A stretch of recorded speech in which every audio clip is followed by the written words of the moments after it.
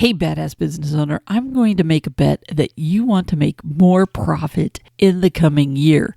And the best way for you to make more profit in the coming year is to make sure that your operational expenses are as tight as they can be.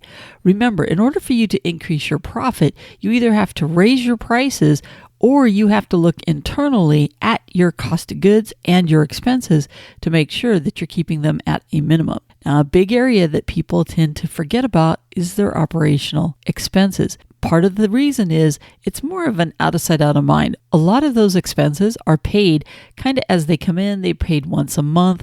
We don't really pay attention to them as much as possible, especially because some are even every 3 months, maybe once a year, stuff like that.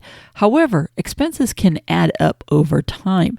And when we're looking at our P&L, if you are looking at percentages, a lot of them are a very small percentage. It might say 0.01, 0.2, 0.3, 0.7, something like that. And it doesn't seem like a lot until you start adding them up. They can add up to some big bucks. But here's the thing. The average business, when they really dive into their P&L, they will find $50, $100, up to $400 or $500 that they could be saving every single month by just simply going line by line. Ask themselves, what was this money spent on and do I really need it? For example, there might be something that you subscribe to that you were using on a monthly basis, but you never turned it off, so you're still getting charged every single month.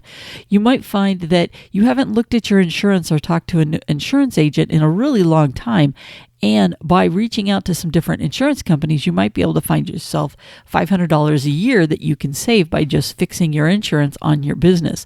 Maybe you had a couple different vehicles, and when you lost one of the vehicles, you forgot to call the insurance company and get it taken off. It could be that you're spending money on advertising that you realize really isn't bringing you any new business, and you can probably cut that off. Whether you have an end of a contract, you can make a note to say, hey, I need to get this turned off on December 1st or July 13th, whatever the case may be. But you have to really ask yourself, are you getting the bang for the buck on that return? It should not be just if you paid $100, you get $100 in profits back. That's just break even. Remember, it's not about the total dollar of business it gives you. It's about the profit that it gives you because it has to pay for itself. And honestly, most advertising should give you 5-10 times what it is that you're spending that money on. So that's another big area that I find a lot of people do it. Look at your repair and maintenance. Are you having to fix something over and over and over? And if you would have just bought it new or bought a new one to replace something, and I'm not talking about a vehicle, there's a lot of other equipment that we have in our business that we're constantly having to fix. And by putting a lot of Band-Aids on it, it comes a tipping point where you're spending more on the repairs than just getting something new or refurbished that's going to work better than the one that you currently have. Are there things on your operational expenses that you are absolutely clueless as to what they are? Then you're going to have to dive in and do some deep homework to find out what that money was spent on. By the way, if you think that spending money on all kinds of food and entertainment and everything is giving you a tax break, it's really not. Talk with your tax professional to let you know what you can and cannot claim. A lot of people falsely think, oh, I can buy all of this stuff and I'm going to be able to get it as a tax write-off. That is not always true. Check with your tax professional. They're going to let you know what can and cannot. And in some cases, it's only half or part anyways, and you're not getting that full deduction. So you might find that it's not really worth you spending that money on when you're really trying to save the business. Now, I know everybody's gas line is really high, whether that's under your repairs and maintenance or you have it under a separate line. But here's the thing to keep in mind when you're looking at your gas. Your gas is going to be high, one, because yes, when it's high at the pump, it's going to be high in your profit and loss. But don't falsely feel as if that's the only reason that your gas costs are high. Your gas costs could also be high because of poor planning. What I mean by that is that you do a job here, then you drive 30 miles to the next job, then you come back and do another job. That's not using your gas properly. You might want to look at how you do your scheduling, because in some cases, what you should do is certain areas and do all of the jobs in that one day, or make sure that you're being gas efficient.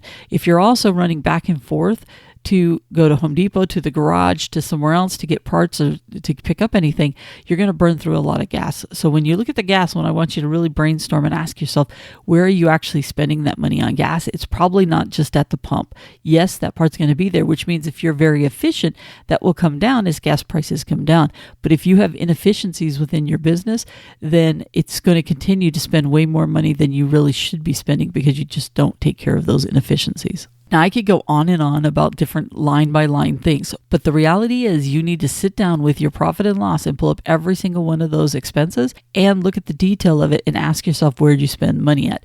And I'm going to bet for many of you, or if you were to sit down and look at your year-to-date expenses or even last year's expenses, what you're going to find is that there are tons of things on there that you have no idea what you spent that money on.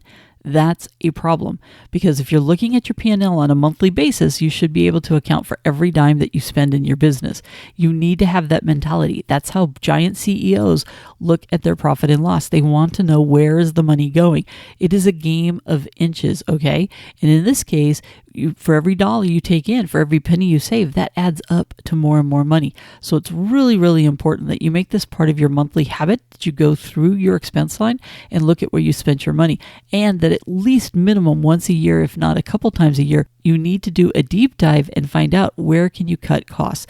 Where can you find more money? Where can you put more money to the bottom line? Because by putting more money to the bottom line, what that's going to do is that's going to allow you to be able to have more for retained earnings. And by having more retained earnings, it's going to allow you to reinvest back into the business a lot more than what you have in the past. It also allows you to start making sure that you're getting paid as a business owner and not just an employee. So do me a favor, let's make sure that sometime in the next week or two that you really take a deep dive into your profit and loss and find out where your money is going. And don't forget, if you want to learn even more about your business numbers, don't forget to check out the affordable course in the show notes below, Know Your Business Numbers. With that, I'm out of here, and I'll talk to you on the next episode. Bye for now.